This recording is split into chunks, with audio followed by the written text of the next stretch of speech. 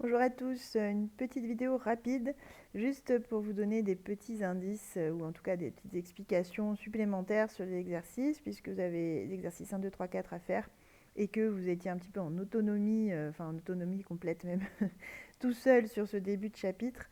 Voilà, comme ça quand on corrigera ça en classe, vous aurez quand même plus de matière, vous aurez eu plus de matière pour y réfléchir, ce sera beaucoup plus constructif à mon avis. Donc, juste pour vous aider à bien comprendre ce qu'on attend de vous. Donc, sur l'exercice 1, on vous demande, bon, j'ai fait des exemples dans le cours de ça, de montrer si la suite est arithmétique ou pas. Donc, si elle vous semble arithmétique, c'est-à-dire si elle ressemble, donc ça c'est pour l'exercice 1, si elle ressemble à un égale à n plus b, puisqu'on a expliqué dans le cours que finalement les écritures explicites des suites arithmétiques ressemblent toutes à ça. Si elle ressemble à ça, vous pouvez vous lancer dans la démonstration de elle est arithmétique. Donc vous faites un plus 1 moins un, et vous devez trouver un nombre constant, sans n. Voilà. Et ce nombre-là, ce sera justement la raison. Ok? Donc ça, c'est si elle est définie explicitement. Maintenant, si elle est définie par récurrence, mais que vous reconnaissez quand même une écriture de suite arithmétique. Rappelez-vous, on l'a dit dans le cours, par récurrence, une arithmétique, elle doit s'écrire un plus, enfin un plus 1 doit s'écrire un plus un nombre, là aussi. Bon, avec un u0, bon, peu importe, ou un u1, ou ce que vous voulez. Là, ça voudra dire que un plus 1 moins un vaut un nombre. Donc dans ce cas-là, là pareil, vous n'avez qu'à faire un plus 1 moins un, mais bon, ça va être très vite vu, puisque enfin, on a déjà le résultat. Vous allez trouver le nombre, justement, et ce truc-là, ce sera la raison. Même principe. Voilà, donc ça c'est dans les deux cas, vous avez l'impression qu'elle est arithmétique. Enfin, c'est plus qu'une impression, parce que, enfin, en fait, vous avez, dans le cours, vous avez les écritures exactes des suites arithmétiques. Donc c'est juste pour montrer que vous savez démontrer.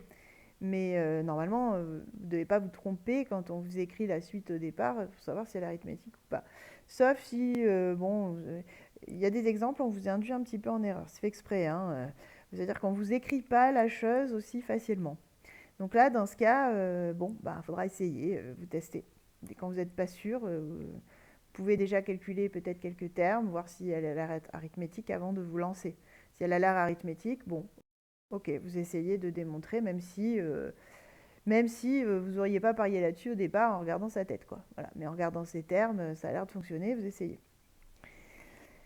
Mais s'il n'y a rien de tout ça, bah, du coup, ça veut dire que vous essayez de démontrer qu'elle n'est pas arithmétique. Donc si vous voulez montrer qu'elle n'est pas arithmétique, je prends par exemple, allez, un basique, n carré plus 1. Voilà, celle-là, elle rentre dans aucun des cas. Si je calcule les différents termes, je vais voir qu'il n'y a pas de logique arithmétique. Si je regarde la définition explicite, elle ne correspond pas puisque c'est n carré. Et elle n'est pas définie par récurrence. Donc, elle rentre dans aucune des cases que j'ai indiquées juste avant.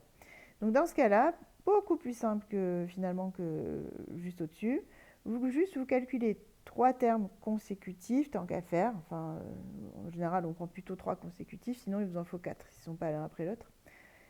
Mais trois, ça suffit, qui ne vont pas donner la même raison. Je m'explique. Par exemple, si je prends U1, U2, U3, voilà, U1, ça fait 1 au carré plus 1, ça fait 2. U2, ça fait 2 au carré plus 1, ça fait 5. Donc là, on aurait une raison de 3. Si jamais elle était arithmétique, je devrais avoir plus 3 à chaque fois. Donc on va voir. Je calcule U3. Et là, je tombe sur 10. Ah, bah là, on fait plus 5. Ah bon, bah ok. Donc, comme c'est différent de 3, UN n'est pas arithmétique. Voilà, ça suffit. Parce que si elle est arithmétique, ça doit marcher à toutes les étapes. Donc s'il y a une seule étape où ça ne marche pas, elle n'est pas arithmétique. Quand je dis ça ne marche pas, je veux dire que la raison n'est pas identique à chaque fois. Voilà, donc ça c'est pour l'exercice 1, c'est ce qu'on attend de vous. Après, je vous laisse réfléchir aux exemples, enfin aux suites qu'ils vous ont vraiment demandé. Je ne dis rien, je vous laisse faire. Exercice 2, c'est vraiment de l'application de formules. Donc, je ne vais pas trop m'étendre là-dessus. L'exercice 2, on vous donne à chaque fois un terme. Ce n'est pas forcément le premier, donc faites attention. Dans le quatrième, même, on vous donne deux termes. Donc, après, à vous d'en déduire la raison, de vous débrouiller. Mais en tout cas, vous allez devoir utiliser les deux formules du cours. Donc, celle la plus facile, je dirais, en tout cas à comprendre, un égale u0 plus n fois r. Donc, quand vous avez le U0 et le R, vous n'avez plus qu'à remplacer. Ça va vous donner votre formule en fonction de n, donc la formule explicite. Voilà, et oui, et donc ça, c'est si vous avez U0, c'est-à-dire pour les questions 1 et 2. Si vous n'avez pas U0, il va falloir aller chercher l'autre formule, celle qui permet de commencer à n'importe quel terme, donc UP plus n-p fois R. Et ensuite, vous remplacez, comme tout à l'heure, là on avait remplacé U0 et UR, là vous remplacez UP, vous remplacez P aussi, et R. P, c'est donc le rang qu'on vous fournit. Par exemple, si je prends la question 3, P, ce sera 25, puisqu'on vous donne U25. Voilà, et pour la question 4, vous ferez attention, il faudra déjà trouver la raison, puisque là, vous ne l'avez pas. Donc, je vous laisse réfléchir. Vous savez qu'entre U8 et U20, il y a 12 étapes. Vous savez que vous passez de 45 à 117, et qu'une raison, elle est identique, enfin, si la suite est arithmétique, j'ai bien la même raison à chaque fois. Donc, normalement, en réfléchissant un petit peu, vous allez trouver la raison, et donc après pouvoir suivre le même raisonnement que ce que j'ai dit au-dessus. Vous pouvez même retrouver U0 en fait à chaque fois, hein, en étant malin, parce que cette formule avec UN et UP, je ne l'ai pas dit tout à l'heure, enfin dans l'autre vidéo, je ne l'ai pas dit, mais elle s'applique avec n'importe quel N, n'importe quel P. C'est-à-dire que je peux aussi retrouver des UN manquants, enfin, c'est-à-dire précédents.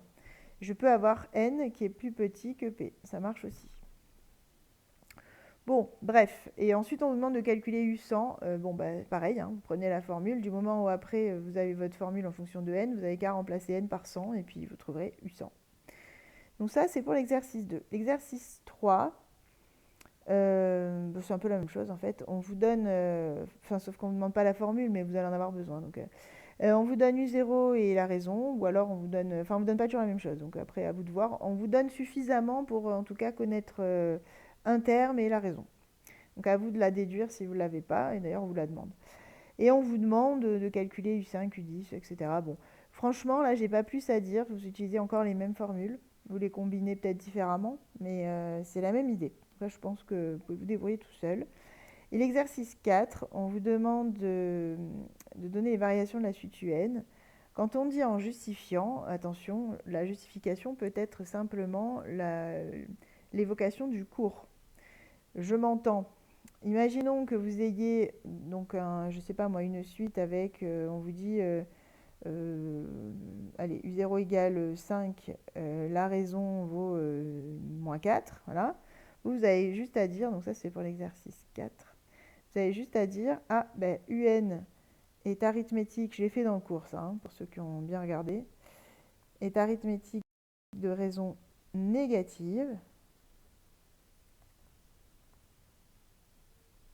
donc UN est décroissante. Voilà, je ne vous en demande pas plus. Ça, c'est une justification, c'est une propriété qui est dans le cours, qu'on a expliqué, qu'on a démontré, qui est très facile à démontrer en plus, donc ça suffit largement. Après, si vous voulez écrire UN plus 1 moins UN égale moins 4, etc., c'est très très bien aussi. Donc ça, c'est vous qui voyez.